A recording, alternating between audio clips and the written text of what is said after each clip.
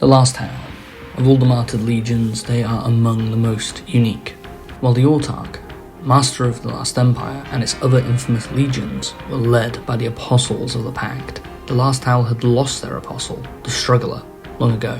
The Struggler is a legend in himself, the only member of the Pact to seek out the Autarch willingly, in order to enact a bloody vengeance against the Ankalan elves of the hegemony. His reasons died with him, but we can only imagine the horrors he faced to push him to such actions.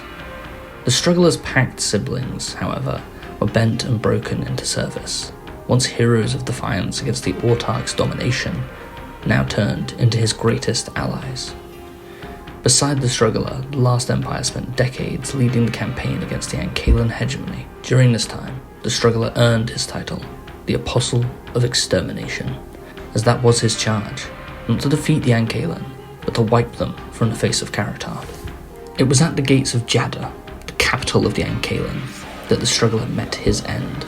As the Last Howl sacked the city, putting homes to the torch and slaying the Ankalan, man, woman, and child, wherever they discovered them, the Struggler scaled the Palace of Golden Paths, atop the Tower of Rapture where he met Emperor Carondril, ruler of the Ankalan, in bloody combat.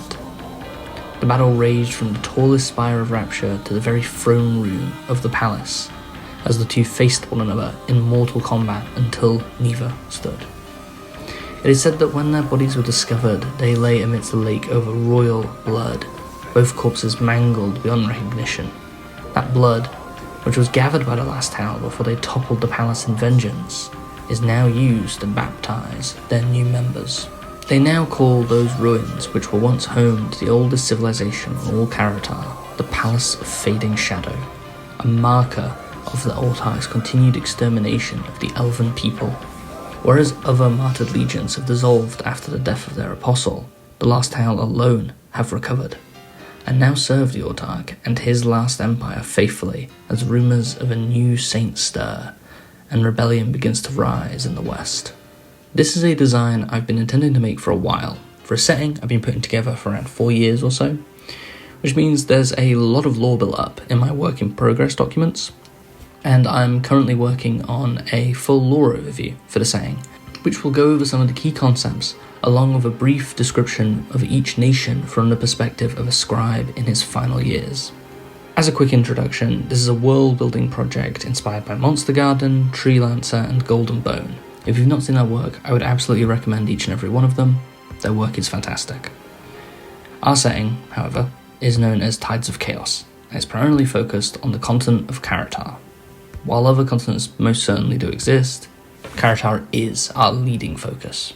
This design series is a way for me to be more candid about the goals and my thoughts on the project as we develop it, and as I work on the larger, more produced lore introduction, which I have already begun writing and illustrating, and I'm really excited for people to get a look at. In any case, we're starting with the Last Howl, which are a group of martyrs, elite soldiers, led by the Apostles of the Pact, who command the will of the Autarch. We've given a little taste of the Last Howl's tone and purpose in the introduction, but to give a bit of behind-the-curtain information, this design of the Last Howl is set before the current day of the setting, in which we find Karatar mired in civil war after the fall of the Last Empire and death of the Autarch. I definitely want to make some designs of the modern Last Howl in their more ragtag mercenary form, but I have some plans of how to showcase them in that environment. It's exciting and honestly a little nerve-wracking to introduce this setting to anyone outside of those folks I played D&D, Blades in the Dark, and other tabletop games with over the years, but I do think that list gives you an idea of what this setting is intended to serve as. It's a tabletop setting. It's a much more traditional style of fantasy than other world-building projects around at the minute, but I like to think that I'm going to be able to inject a lot of ideas and concepts that should become, hopefully, just as interesting. To that end, some key inspirations for the setting include The Black Company, which is my personal favourite fantasy series, which probably comes as no shock with all the mention of mercenaries and servants of an overlord, as well as The Elder Scrolls, Game of Thrones, and Dragon Age, to differing effects. I hope to use these design videos as a way of detailing any such inspirations, as I think the origins of these concepts, visual or narrative, which are discussed in a lot of other world-building projects, do tend to be the things I pay the most attention to. Either way, that's my little spiel. The rest of the video is going to be much more about the designs themselves. Some parts are going to be told from the perspective of people in the setting itself, and others will just be me rambling about my ideas on the designs. 731. The Fourth Age of Lions. Passages of Janek Katzenbach. I served, yes. I remember when the recruiters passed our town. My mother was a fearful woman. She begged me not to go, screaming and hollering as she did so. There wasn't a patriotic bone in her body. But not I. I wanted to fight. I'd heard, not read, mind you, never learned, about the Ankalan's weapon. Something not made of steel or even timber, but a plague, some great petulant disease which intended to cleave men from Karatar, just as their ancestors had when they broke the wheel. And pride. I felt pride when I marched beside not only levies and common men, but beside martyrs. Saints' blood and martyrs, coated in the finest plate I'd ever witnessed, and marked in the death's head of the struggler. That brutal horned wolf, breathing a mote of fire. It was when we reached Valafare that I first saw the struggler. He said not a word as we marched on the city. Rather, he walked into their arrow fire. I would have charged with him if that martyr had not stopped me. He put his arm out in front. The cold steel felt as if it burnt through my padded armour, and I looked at his helm, a void where his eyes should have been, and he shook his head. So I watched as the struggler ran towards the gates, arrows piercing his skin and ballista blowing him apart. But it didn't stop him, and in time he pulled the gates of Valafare down with his very hands. Even now I remember sacking the city, when the sickening realization kicked in, as I saw the martyrs, and all their gold and all their steel, put houses to the torch, and take their axes to man, woman and child. And I did the same. I remember hesitating at first, and feeling their cold, icy gaze on me. And I knew if I did not act as they instructed, I too would find myself a victim of their extermination. 503. The Fifth Age of Men. Writings of Magpie. I have decoded 1,000 passages speaking of our history, from the siege of Aradraja to the collapse, when Vinfidel fell into the sea, the Autarch with it, and our traitorous martyred legion was once again broken. Ever since I was given the order by Silas, a man who served beside the last true martyrs of the Last Howl, I have wondered why we turned our spears and our swords against the Autarch who we once served. Yet I was but a child then. In truth, so was Silas. An old man now, but 100 years is a great length of time. From what I read and translate from languages dead and current, is that we were once the most feared of our kind, independent, not serving in apostles' orders, but our own ambitions and desires, as long as they serviced the last empire.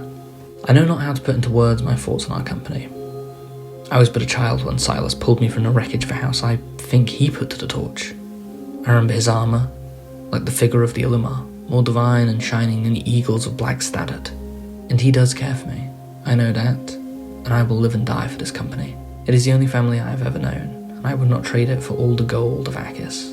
Yet, even as I write now, the braziers have once again been lit, an all too familiar call to arms. Those beasts from the night vault, beneath the earth, are upon us once more. I have seen mention of the Last Howl stopping the release of some great plague against our kind, and it appears as if we are to do so again. I believe we are a legion who dreams of naught but steel, brothers and sisters made howlers all, who have stood at the transition of ages twice now, and will do so again. For the armour itself, I wanted it to have a distinct look, to appear at least somewhat functional, but not lose that contrast of gold upon gruesome imagery which I think is going to define the design style of the Last Empire. I decided to feature a Spangen helm as the primary helmet of the Last Howl, and for now at least, the rest of the Martyred Legions. Since their helmet is the first thing you see, I think it should carry the imagery of its different legions with ease, and I think the Spangen helm helps in that regard. In the Last Howl's case, I chose to feature an open jaw depicting teeth and a gout of flame, similar to the engraving on their chest, which also serves as their flag, known as the Death's Head. As we develop the setting and other Martyred Legions appear, I am excited to develop how their armour will differ, such as maybe beaks for the bird-like pursuers' forces, or cracked limbs and lips for the Shattered Idols men. I've taken a lot of inspiration from a variety of armour, as you can see in the references, and it is a bit of a mixture of fiction and real-life examples. However, there is a lot of wiggle room in that description, and I don't adhere to it too dogmatically. To talk about inspirations a little bit more, I absolutely love the RPG Tyranny. In my opinion, it's one of Obsidian's most interesting games. And it and the Black Company are some of the largest inspirations for the Last Howl and Apostles on a whole. If you've either played Tyranny or read the Black Company books, which I highly recommend, the Apostles sound a lot like either the Archons or the Taken, which is the idea. I love the concept brought forth in both settings and hope that I can make the pack just as interesting or compelling as those groups. And it might seem like I'm talking about the Apostles a lot, despite this being a video allegedly about the Last Howl, but that's because the Martyrs and their Apostle are so intrinsically entwined. And there's going to be a sketch of the Struggler on screen right now, I'm assuming, which is by no means a finalised design. I actually haven't made any final designs for the Apostles, which is part of the purpose of this design series. It's to encourage me to give these characters, figures, and factions real designs, not just brief, vague descriptions that have kind of accumulated over the years. So we're definitely going to see a lot more of the Apostles, and I think designing them is going to be some really interesting stuff just a little bit later on. We're going to start off with some smaller things and get to the big kind of tentpole characters of the setting and time. I think another inspiration you've probably spot is the Space Marine connection, as I'm calling it. I'm not a huge 40k guy myself, but a friend of mine described how similar they feel in armour and tone, which I'll admit I am now playing into to some extent, as I feel if the Martyrs are being compared to the Space Marines, we're probably on the right track, since the Space Marines are cool as shit, and there is definitely a fair amount of overlap between them. So while I don't consider the setting to be grimdark, I do think the Martyrs have some of that in them. I mean, their name is the Last Howl, so they have to at least be as edgy as that. So yeah, for that purpose, I guess they are kind of medieval Space Marines, which I am perfectly fine with. The Last Howl are a faction I do reference a lot, to the point that I remember a player of mine tallying the number of times something linked back to them. And I think I've learned a lot since then about too much of a good thing, but I do love these guys, and they absolutely had to be the first video on this channel. The Last Howl are not only one of my favourite groups in the setting, but are extremely important. They've been involved in many pivotal moments and events within the modern history of the setting. And while I don't want to commit to any timeline for the projects I'm working on, my personal White Whale, which I have been trying to write for a little bit of time at least, is an anthology of stories written from the Last Howl's perspective, with each story being a year of the Black Hind Rebellion, which is a continent-wide war which takes place over around 102 years and results in the dethroning of the Autarch and death of several apostles and a lot of martyrs. I did choose to develop 2 designs for the Last Howl. This was as, once I finished the first design, I felt that while it has the brighter armour and the wheel-lock musket, it does feel very disconnected from a lot of descriptions I've given of the Last Howl when they're campaigning. And I think it gives a good impression of how they look at home, how they look when they are polished to a sheen, when they are being paraded through the streets of Vinfidel, the capital, and showcases the Autarch's control over his nation.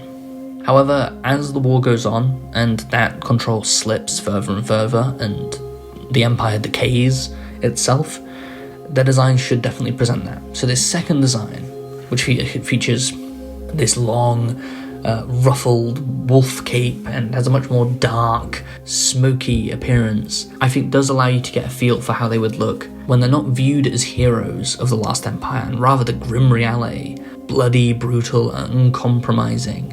And while I feel I could have designed more differences between these two, I do think it gives a decent impression of how they will change over the years, and how they present themselves differently when at peace and war. And of course, in time I do want to show how they look in the modern day, which is very different, to say the least. But there's definitely a lot of the tone is kept, a lot of the imagery and tradition has been carried over in this kind of mercenary culture that they have built up over the hundreds of years that the company has been operating. As I've alluded to over the course of this video, the Last Howl aren't dead. They didn't die with the Autarch or the destruction of the Last Empire, which Many martyred legions did fall with, such as the Iron Wardens or Voiceless Melodies being disbanded or outright destroyed.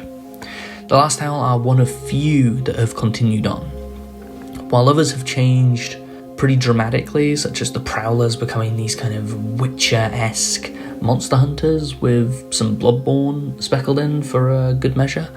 The Last Howl are mercenaries. They are defined by conflict. They travel from warfront to warfront and surviving paycheck to paycheck.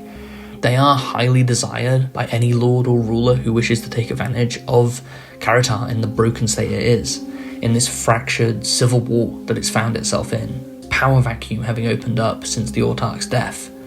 And the Last Howl do play a pivotal role in filling that power vacuum. As this world-building project goes on and the timeline will kind of get pushed forward, I'm sure we'll see how their actions come to affect the nations which they take refuge in. So this is the first proper video I've made, and it is definitely something of an experiment.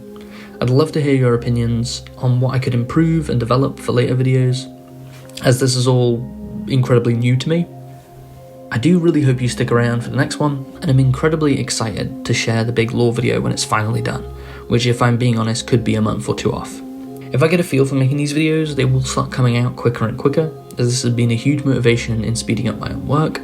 And while the Last Howl anthology I mentioned earlier is by no means set in stone as something that's going to happen, I really do want to make it at some point, so I hope you join me with that. I have a lot of ideas and a lot of projects I would like to share, as I love making this stuff, and if you've ever run tabletop games or written a setting, sharing it with other people is the most fun part. Hearing their own takes and ideas, allowing you to take advantage of having a soundboard to play this project off, which is something that I think you don't have an opportunity to do on this scale. So if there's any places, characters, factions, or ideas that I've mentioned already that you're interested in, absolutely put in the comments what you'd like to see more of, since there is a lot to cover. Either way, thank you for watching and have a good one.